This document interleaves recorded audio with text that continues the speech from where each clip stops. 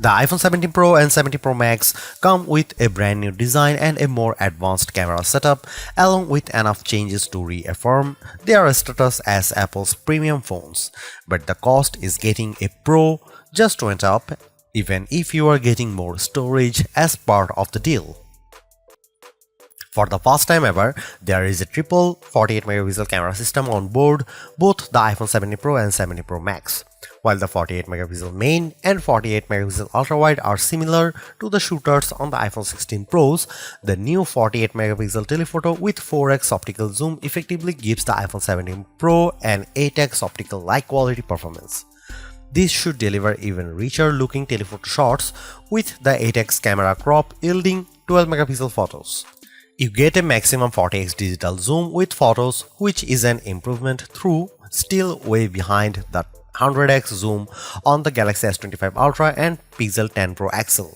I really like some of the new camera features that Apple introduces, like dual video recording that lets me simultaneously record with the front camera and any of the 3 rear cameras.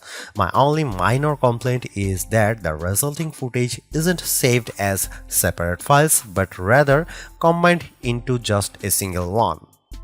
There is also a slew of new camera features that specifically target creators, like the addition of ProRes RAW, Lock 2 and Genlock support. The center stage front camera is a big upgrade for selfies over the old true depth camera because the square 18 megapixel sensor is smart enough to switch from portrait to landscape mode when the iPhone 17 Pro senses there is more people in the frame.